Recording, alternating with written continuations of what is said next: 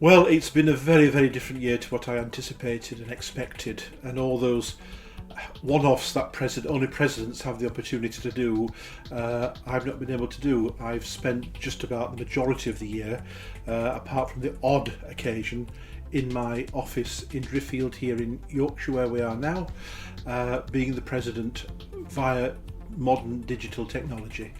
So every morning, afternoon and evening I've been on Zoom meetings galore, but there have been an amazing positives, and that's what I want to stress, the positives really, because as president I've reached far more people than any other president ever has. Because I've not been travelling physically, I've been here, so I've been able to go to lots more things than any other president, because you can just log on and log off, and that's made a tremendous difference. And every Monday the Vice President and I do a Facebook Live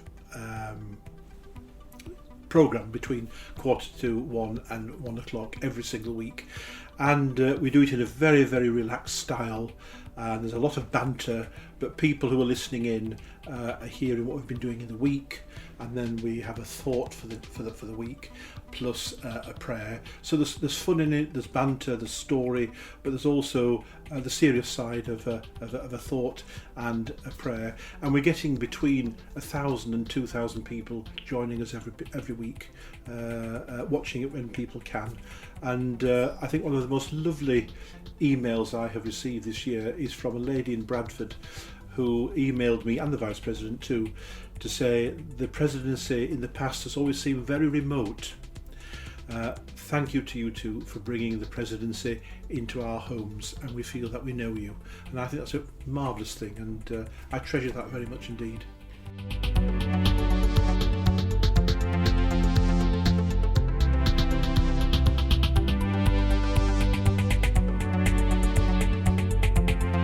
My years of office as president has very much been in trying to encourage and support the rural church and the rural community too. I think retired ministers can be hugely helpful.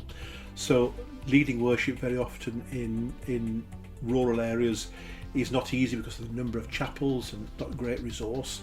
So a retired minister can be very, very helpful there. Maybe a retired minister could take pastoral care or pastoral charge of a small church in their retirement and help there. And they can also to those churches and those serving in those rural communities, and very often in large areas, be a huge encouragement and a huge support. And they can of course pray for the circuit and those places they serve. They can be a great support.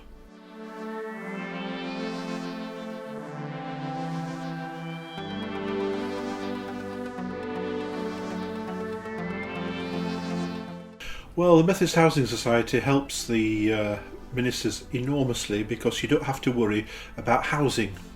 A minister lives in a manse throughout their working life.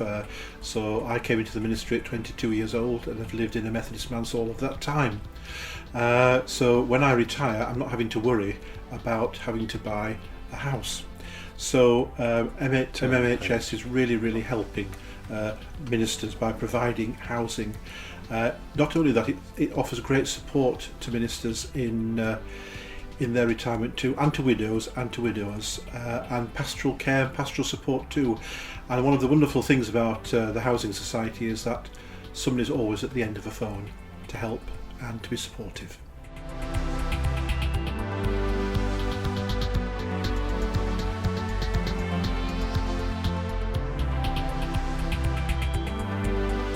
What the future will be, in part, is a hybrid future of what we've had this year, of using the very best of digital technology, which we didn't really know was there before. It was there, but we didn't use it.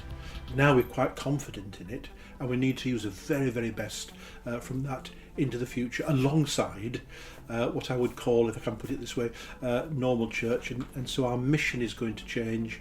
We're going to probably be a smaller community, and I hope and pray that we will be a church that is much more humble than it's been in the past, but alongside that, much more courageous for the Lord. you.